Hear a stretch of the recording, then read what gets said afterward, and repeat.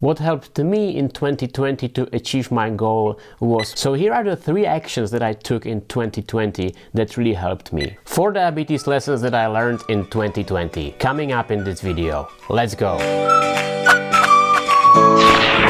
2020 was a unique year, and to be honest, it was not very kind to many of us. I think that most of us have been staying in isolation in our homes, and some of us have spent time outside or even traveled, but all that following all the best practices and staying extremely careful just not to get exposed to COVID. And I personally found out that all that time that I normally spent traveling, hanging out with my friends, commuting to work, I suddenly had all that time on my hands in 2020. So what did I do with all this time? Well, I spent a lot of time learning about diabetes and building this YouTube channel. And here are the 4 lessons that I learned in 2020.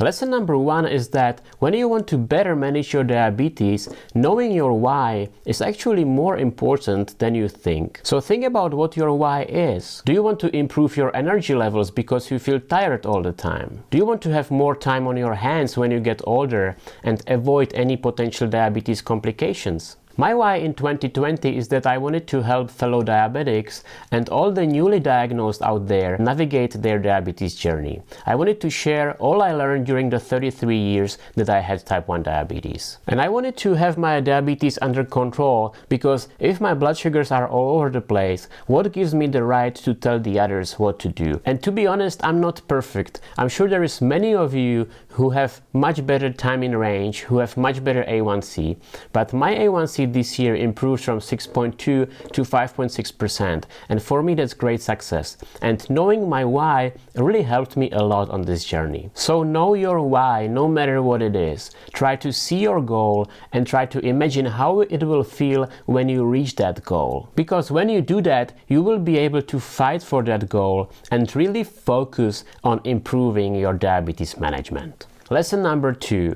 Failing to plan is planning to fail. What helped me in 2020 to achieve my goal was proper planning. Pretty much every day I thought about what I will be doing and how I need to adjust my diabetes treatment. Will I be active? Do I need to reduce my insulin level and pack some hypo snacks to go with me? Will I go out for a few hours? Do I have enough insulin with me? Will my CGM last for the whole time? Do I need to pack my glucometer? All those things I tried to properly plan for. One thing that really helped me with planning was making my meals in advance and batching the meal preparation. I made big batches of low-carb food, so I have something to eat in the fridge, something healthy pretty much all the time, and I don't get to think about getting a takeout or some other unhealthy option that really spikes my blood sugar and that's really difficult to bolus for. When you make your food at home, you know exactly how many carbs there is in each portion, and it's not that kind of guessing game you always have to play when you're in a restaurant or when you order a takeout. And when I ate out, I was choosing the places to eat more carefully. I found out there is a great place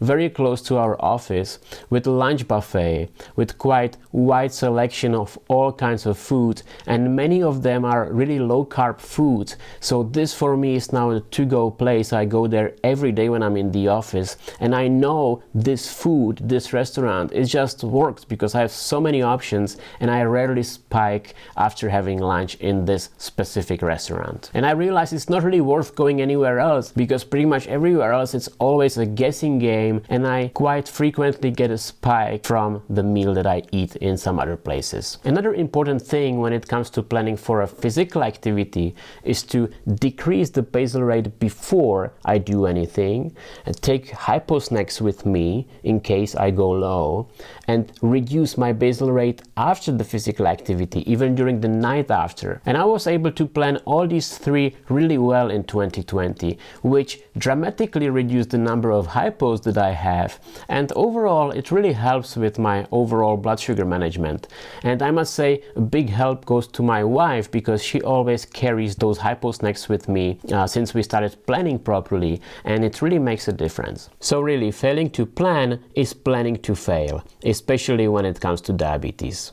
Lesson number 3 that I learned in 2020 is that it's important to take action right away. And it's like when you want to lose weight, you need to work out every day and eat healthy. If you want better HbA1c, you really need to take specific actions every day to achieve that goal. So here are the 3 actions that I took in 2020 that really helped me. Action number 1 in 2020 for me was sticking to low-carb diet. I really tried to reduce the carbs as much as possible, and it paid off. So if you haven't tried low-carb diet, you should see if it works for you. You should try it for a few weeks, and you will see it really works, because you don't get those blood sugar spikes anymore if you don't eat carbs. Action number 2 I took in 2020 was I pre-bolused, and I put a timer on my phone to time my meals. And this has been a huge mistake that I had been making for 30 years.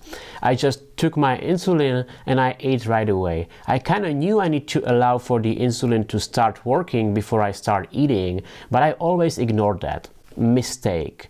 Now when I really focused on that pre-bolus, when I put the timer on my phone and I stayed disciplined, I saw a really smooth line even after meals, even after carby meals, and it makes a huge difference. This action is so powerful. Action number 3 in 2020 for me was changing my insulin pump cannula every 3 days. Now if you use insulin pens, you probably don't have this problem, but I do, because I use insulin pump, and if I don't change the cannula every 3 days, the insulin is not so effective anymore and the blood sugar starts rising slowly. Now I had been really bad about changing the cannula before. I didn't do it every 3 days.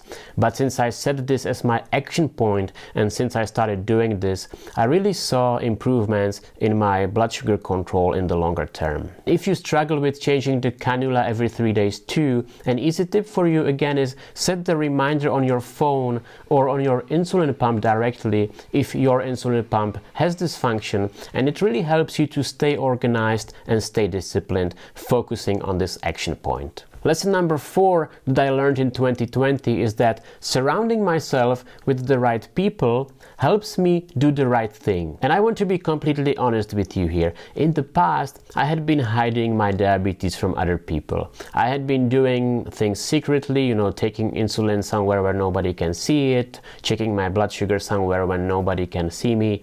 And this usually didn't help me do the right thing. I usually did a wrong thing because I was more focusing on hiding it from other people than on really focusing on managing it. And by hiding that, I forgot to bolus before meal, I didn't get the right insulin dosage, I didn't carry the hypo snacks with me, and my blood sugars were just all over the place. But since I started being more open about my diabetes, I started being more active in the diabetes community, I connected with other diabetics. And I realized that these other diabetics achieved great results. They have their blood sugars under control, and they are so nice and willing to share best tips and tricks they learned with others on social media. No matter if it's Facebook, YouTube, Instagram, all this social media create a great environment for the community where I really learned a lot in the past year. And I realized how much all these guys, including all of you who are watching and commenting under my videos, helped me do the right thing that is right for my body instead of focusing on hiding my diabetes from the others. Well, let's be honest, I still make a lot of mistakes, but I would say most of the time I do the right thing now. Guys, I would much appreciate if you let me know what lessons you learned in 2020, and I'm sure all of you learned many lessons because 2020 was such a rough year for all of us. These were 4 lessons that I learned. I want to wish you all the best in 2021. May all your dreams come true. Stay healthy, keep fighting. And don't forget, I make a new video about diabetes where I help you navigate your diabetes journey every week on this channel. I will see you in the next one. Ciao!